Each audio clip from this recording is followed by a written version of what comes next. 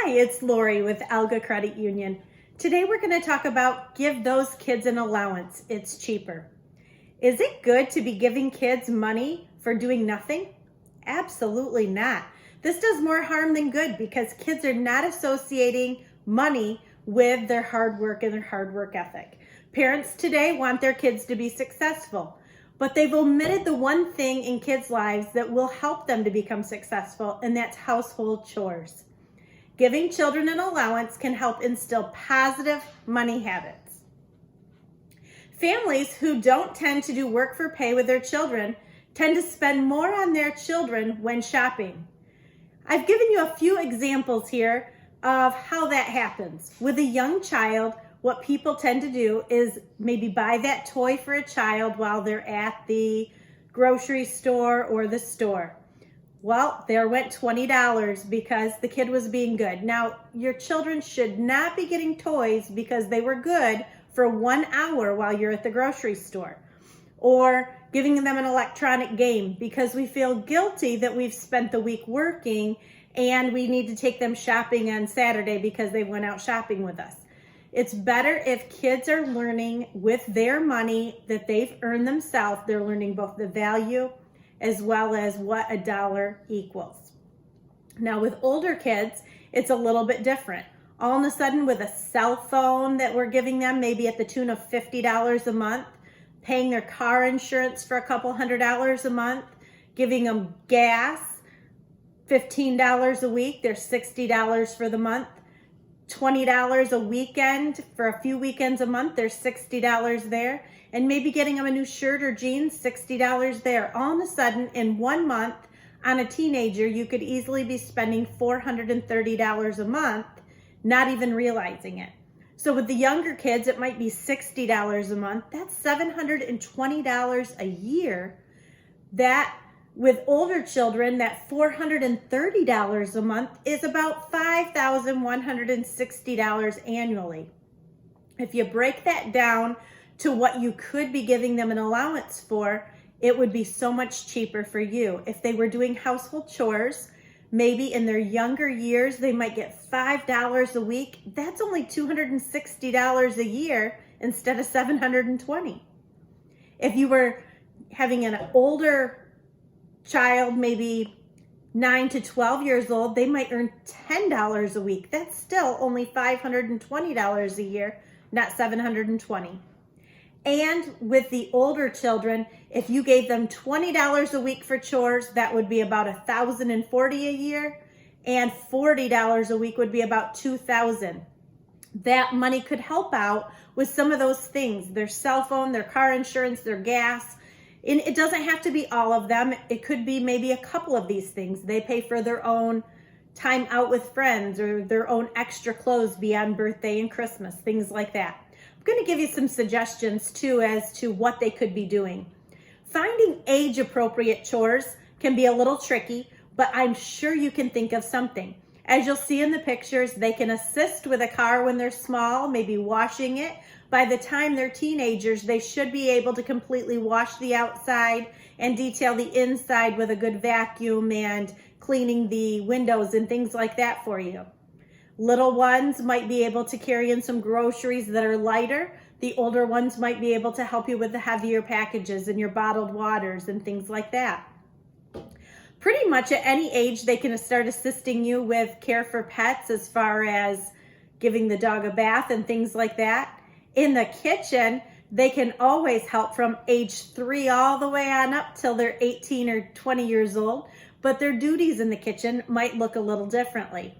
So when they're 3, they can maybe assist you by learning how to properly set a table or cleaning a dish off once they're finished with their meal, cleaning off several dishes and putting them into the dishwasher.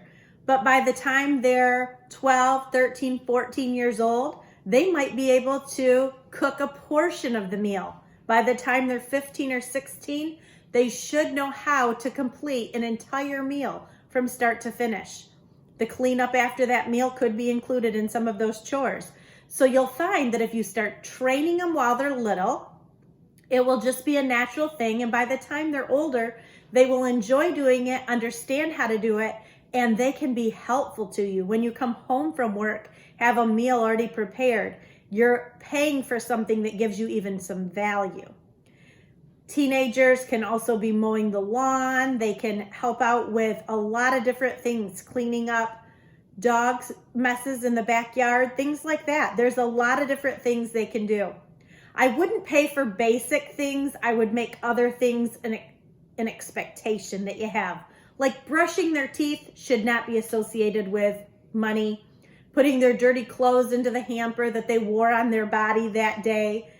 Washing their own plate and loading the dishwasher should be an expectation.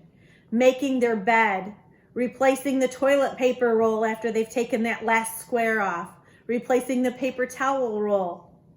Bringing in trash from the vehicle if they had eaten a bag of chips or something in the car. That should come in with them. That's an expectation to take care of things as they happen. But the extra stuff is maybe what you could pay for. And again, I also agree that children should be feeling as a part of the family, and there's a lot of things that they can do just as a family member that's expected.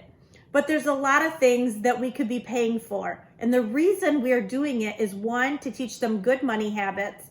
And number two, it is teaching them the value of that money. So instead of just buying them everything we see, we'll have them look to the amount of money they have and let them make the decision if that's a good thing to spend it on.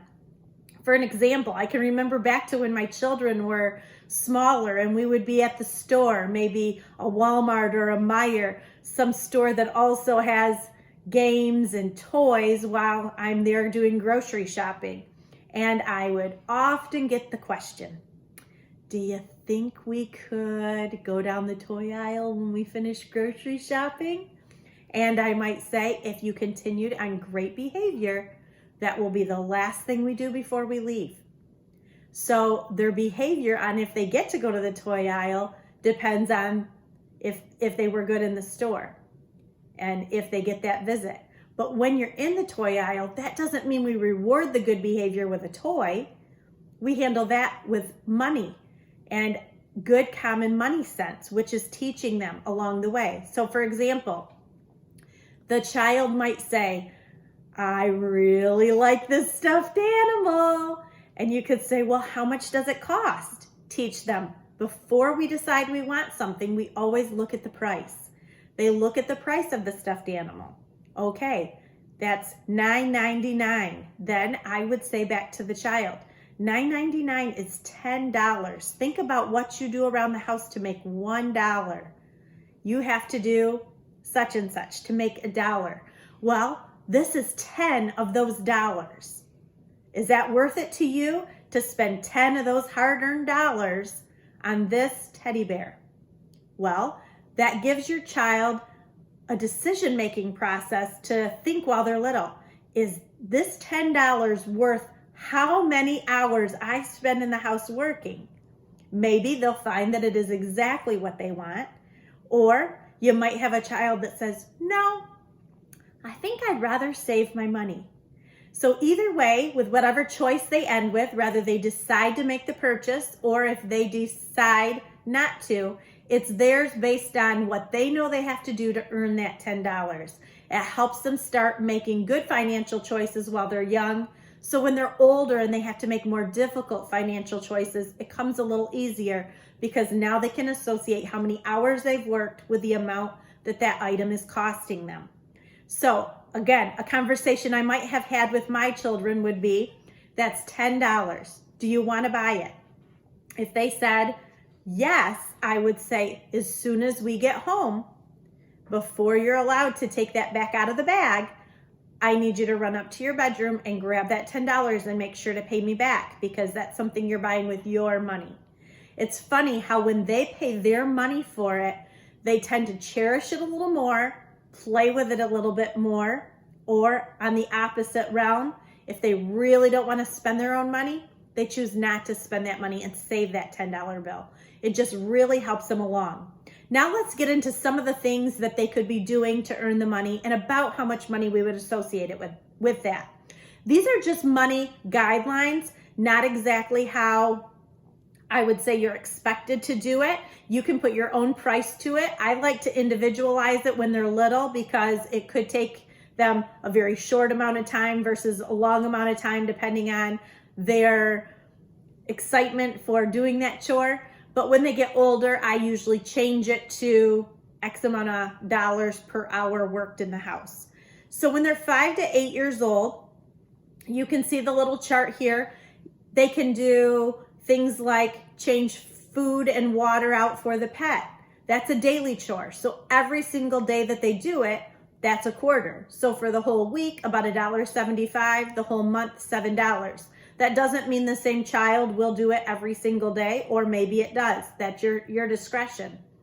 Pack their lunch, load the dishwasher, clean the bathroom sink. Now you'll see where it switched there. Load the dishwasher was still under the daily task because we need to eat at home every day or the majority of days. So that's a task that they could be doing daily.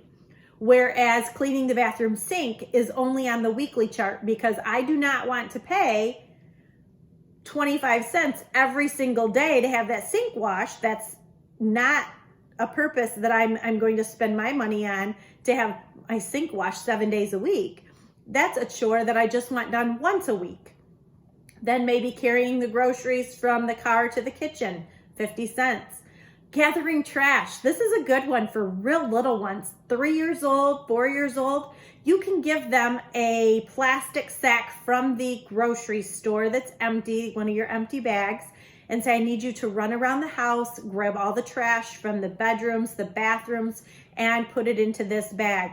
All they're having to do is bring one bag to you and to the bigger trash can rather than them carrying all the trash cans from the whole house to the big trash can and causing you a bigger mess in the kitchen or whatever. Then you can continue to look down that list. Bring clothes to the laundry room. They can help with that. You don't need to be carrying those for them. Once you've folded clothes for smaller children, they can learn to put them away. Vacuuming their own bedroom. They can disinfect doorknobs around the house. They can help with the grocery shopping on those things that are on the lower shelves. They can help you out by running ahead and grabbing things for you and learning to look at labels and read labels and be an asset to you. The busier you keep them in the grocery store, usually the more excited they are to help you out, stay on track, and not get bored to where they're whining. So it's kind of a twofold thing. After they've helped you with some of the grocery store things, they can do more things around the house, like clean smudges off of the walls or doors. They can wash the baseboards, which are hard for some of us adults to get down to the ground and work on. They can help us with those things. They can pick up pet waste in the backyard, front yard. They can do some organizing projects. For example, you could say, okay, today what I need you to do is pull everything out of that closet and I'd like you to organize all the shoes, or I would like you to organize that coat closet and make sure that everything is in there that should be, and everything that shouldn't, we remove it for the winter months or whatever it happens to be. Maybe they're gonna help organize the toy room. Again, I wouldn't pay for them picking up their toys. That should be done as they play with it. They should be putting it away before they get a new toy out. But as far as going through and doing an organization project is what I would maybe pay for. They can run out to the mailbox and grab the mail and bring it back in if it's not too close to the road and safe to do so. There's so many different things.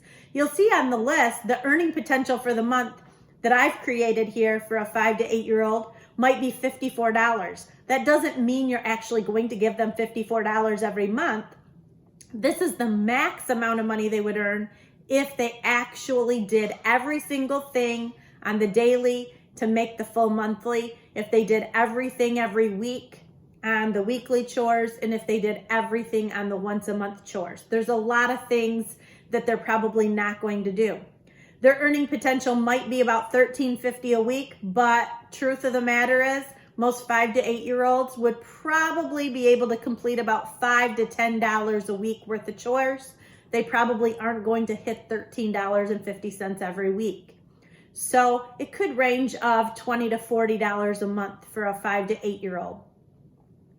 As those kids grow up and now they're 9 to 12 year old range, You can have some of the similar things from the previous list, but you might make it a little bit tougher. They're helping you with things that are a little bit more advanced, like helping you with the dinner, doing the dishes, loads of laundry. Instead of just bringing their clothes to the laundry room, the washer and dryer, they can actually bring their laundry basket to the washer and dryer. They can do one load all on their own, wash, dry, fold, put away, or maybe 2 loads if they have enough laundry.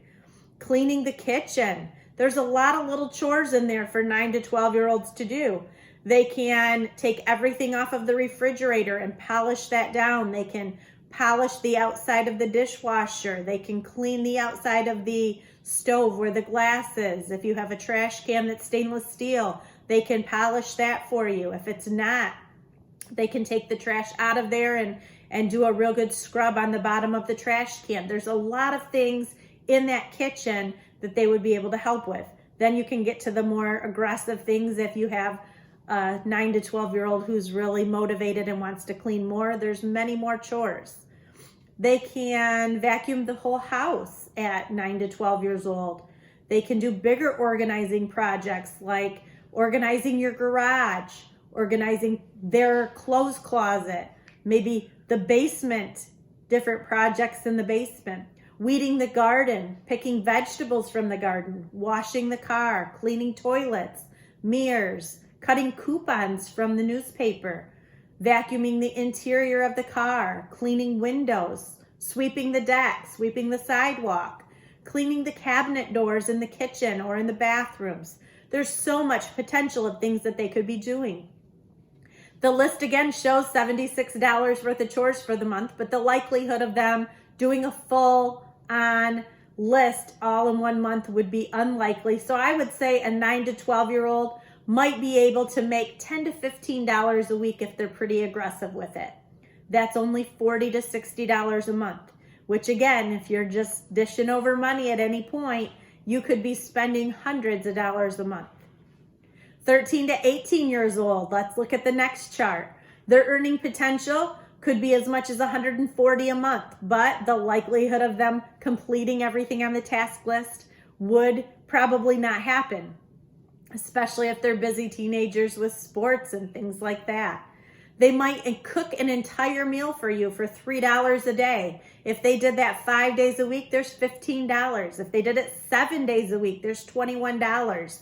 Imagine the savings from never going out to eat because food is being made in the household every night of the week. That's where some of this money can come from. They might clean the shower for you, mop the floors, mow the lawn, rake the leaves.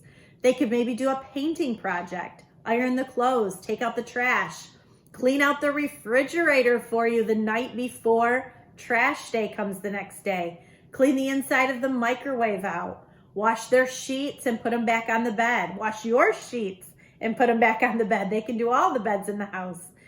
They could stand on a step stool and clean the ceiling fans. And here's the best one because it doesn't come from your pocket, but they can babysit for other people to make money. Their earning potential from you is $140 a month. That doesn't even cover car insurance. We know that. But it would surely be helpful to cover maybe a cell phone bill and some of the activities that they want to do outside of the house. If they want to go to the movies or they want to go shopping with their friends.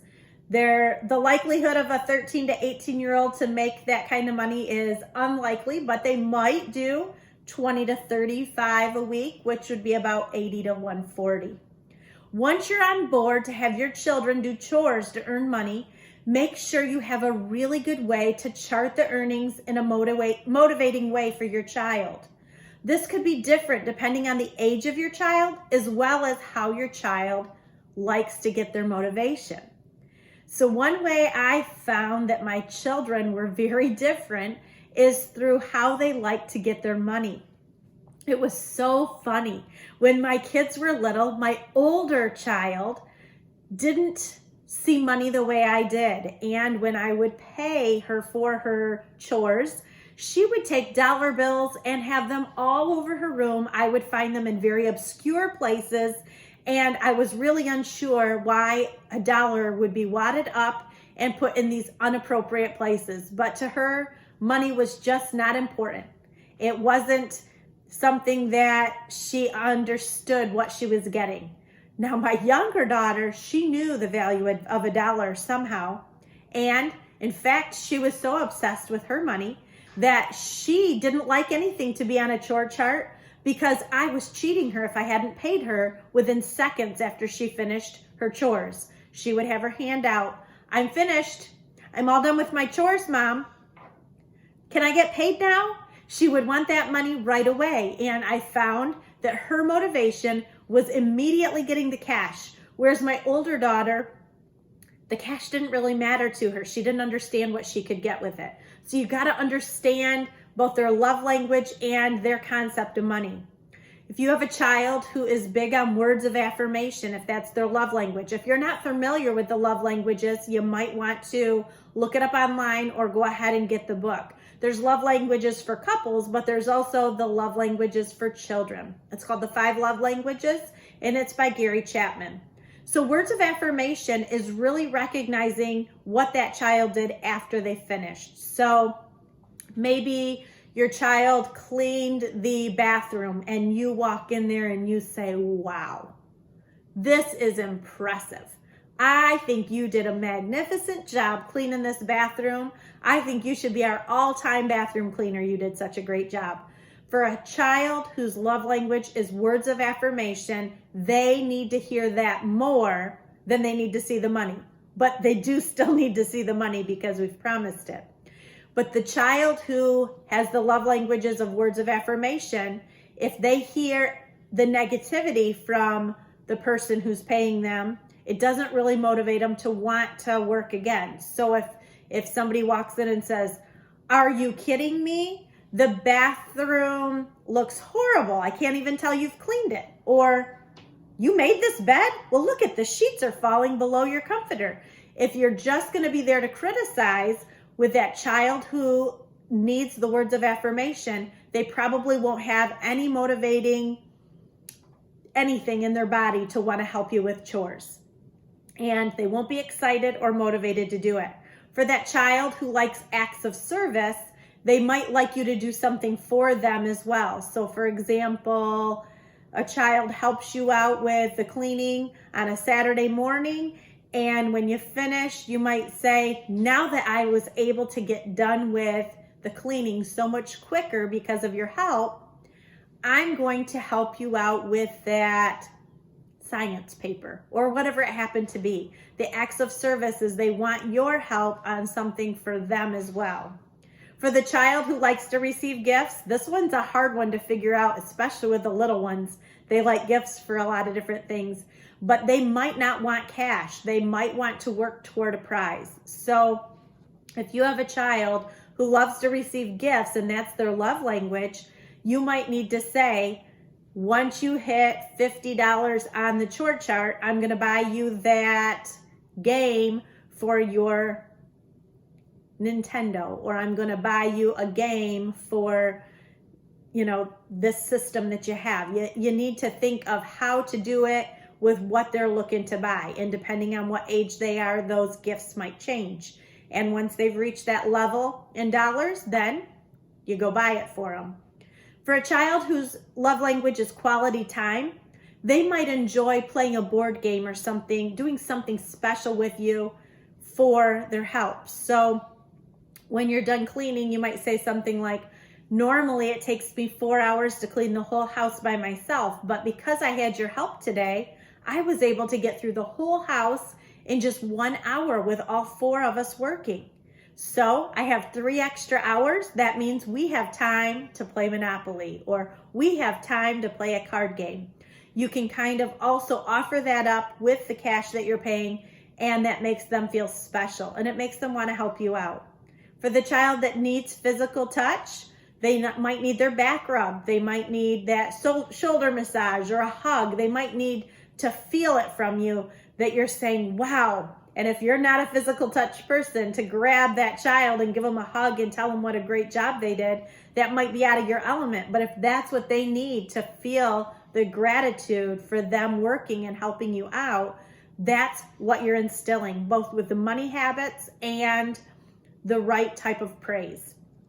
The love languages will really play into it. The reason I show you that is I get so many parents who tell me, I just am having a really hard time getting my kids motivated.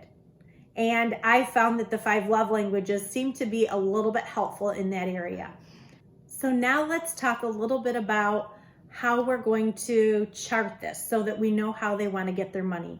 When children are little, they need kind of quicker gratification, maybe with a ticket system. Every single time they do a chore, instead of giving them a quarter or whatever for every little activity that they do, maybe you punch a ticket. That might show them in a different way. Once the ticket's full, they get a candy bar or a stuffed animal or whatever it happens to be, depending on those chores. Maybe you want them to get the money in a lump sum rather than to give out dollar bills here and there. You want to wait till they have $20 earned. You could put it on an actual chart, list out everything that you expect for them to do, and they could put little stars or check marks or even little stickers in the boxes to show that they've done it. Another good way as the kids get older is to put things that you want them to do into a little envelope on the refrigerator. So you might have a lot of different index cards where you've given a task and the amount of money that you'd like to do or give for that task. And the only time they're able to do those tasks is when they're in the envelope. So maybe you're going to have your cleaning system for your house once a week. You might only put those in the envelope at the beginning of the week. Here's all 10 chores I'd like to see completed throughout the week.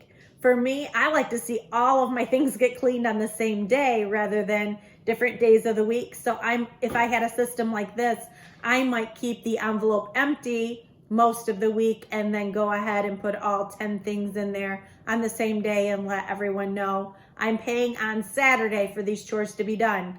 If they're still sitting in there on Saturday and they don't get done, that means mom's doing them and nobody else is getting paid because mom's doing them or whatever it happens to be. Once they come out of the envelope, somebody's already taken that chore, you have to move on to the next one. If you want to be crafty and fun, you can always make a little jar with the clothespins. The things that are holding on the clothesline are things that need to be done. The things in the jar are not up for grabs this week. That's just a once a month chore. For the kids who like to see the cold hard cash, you can go ahead and put the money behind the task you're going to have them do. Dust and vacuum for $1. Pick up your toys for $1. Fold the clothes, $1. Wipe down the counters. Whatever it is, the money's sitting behind the chore. There's an app that's out called Our Home. You can track your chore chart right on an app. For a lot of kids who have a tablet or a cell phone, it's pretty easy that they can go ahead and put things on their app and allow them to do it. There's so many different ways to do it. Whatever manner you choose to reward them, you need to make sure to record the chores in some way and be sure to follow through with the payment so that child feels rewarded. Some kids may need it in the moment, while others like to see it on a weekly or monthly basis. And other kids might like to see it build up over time on a chart or in an account. So I'll give you one last thing to think about as you close. I wanted to make sure that my kids knew that I was not the cash cow that was going to be there for every little thing they wanted. So we started teaching them when they were very little on the small things like their toys. But when they were old enough to start understanding money concepts and they got better at it, they were 8, they were 9, they were 10 years old. That's when we really gave the proposal that they should be watching their money closely, because at 16 years old, they had the opportunity to get a car. But that opportunity was up to them in understanding how much they could save between that point and 16 years old.